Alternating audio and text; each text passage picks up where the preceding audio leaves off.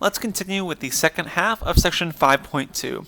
Here we are going to look at an sp³d hybridization example with phosphorus pentachloride. So as always, step 1, draw that Lewis structure. Again, we're just omitting the lone pairs on the terminal atoms since we're just focused on the central atom.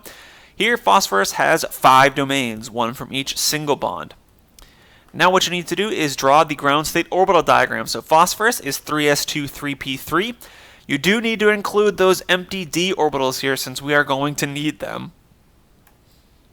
Now what we need to do is we need to maximize the number of unpaired electrons.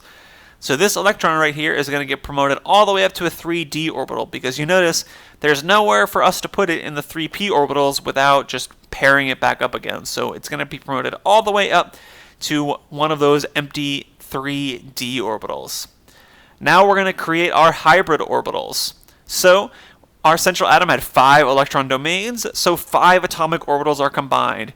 This orbital with these 4 orbitals right here. So one d orbital, 3 p orbitals, and 1 s orbital, all 5 of these are combined and hybridized to form sp³d hybrid orbitals, because these hybrid orbitals were made from an s orbital, 3p, and 1d. So 5 sp³d hybrid orbitals, and there'll be 4 unhybridized 3d orbitals left over.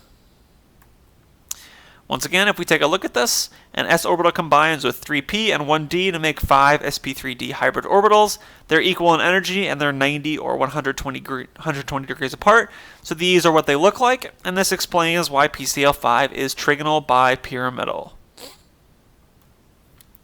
Okay, one more hypervalent example, sp³d2. So we're looking at sulfur hexafluoride. Again, lone pairs on fluorine have been omitted.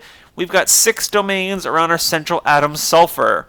So you can probably see where this is going. We draw our ground state orbital diagram. Sulfur is 3s2 3p4. And we're going to take these 2 electrons and we're going to bump them up into 2 of the vacant 3d orbitals. So now we've maximized the number of unpaired electrons. Now we are going to mix 6 atomic orbitals. Our central atom had 6 electron domains, so we are going to mix 6 atomic orbitals and produce 6 hybrid orbitals. So these are called sp³d2. And then there's 3 unhybridized 3d orbitals left behind. And these are what these hybrid orbitals look like, which again helps to explain why SF6 is octahedral. Alright, now let's look at a lone pair example. So let's look at ammonia, NH3. So our central atom nitrogen has 3 single bonds plus 1 lone pair. So it's got 4 electron domains, 3 single bonds, 1 lone pair. Next, you need to draw the ground state orbital diagram of the central atom. So here we go, 2s2, 2p3. Now we need to maximize the unpaired electrons, but it's not necessary. There's nothing we can do here. We already have 3 unpaired electrons, so we can make the 3 bonds we need. Also, there's nowhere for this 2s electron to go, even if we wanted to try and promote it somewhere. So the excited state is the same as the original ground state. We can't do anything here to maximize this any further. Okay, next we need to create the hybrid orbitals. So we've got 4 electron domains, which means 4 atomic orbitals need to be combined, producing 4 hybrid orbitals. So we've got 4 sp3 hybrid orbitals. One of them has a pair in it. 3 of them are half-filled. So that one hybrid orbital that's got a pair in it, that is the lone pair. The 3 half-filled hybrid orbitals, they are used to form these sigma bonds. Those 3 half-filled hybrid orbitals are the ones that overlap with hydrogen to form these sigma bonds. And then that hybrid orbital with the pair in it represents the lone pair.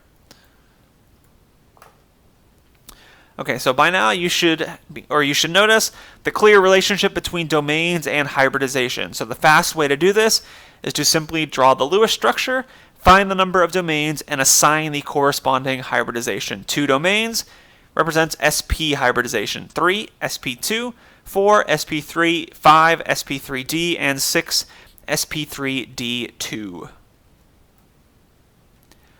If you are asked a problem where you have hybridization with multiple central atoms, just take them one at a time. So here, the first carbon has 4 domains, so it's sp3 hybridized. This carbon has 3 domains. It's sp2 hybridized. This oxygen has 4. 1, 2, 3, 4. It would be sp3 hybridized. Okay, let's have you try a knowledge check question. What is the hybridization of the central carbon in H2C-CCH2? This molecule is called allene. So I'm talking about this carbon right here. What is its hybridization? Okay, the correct answer is C, sp. It has 2 electron domains, so it is sp hybridized. Okay, one more knowledge tech question. Which of the atoms in CH4 need hybrid orbitals to describe the bonding in the molecule?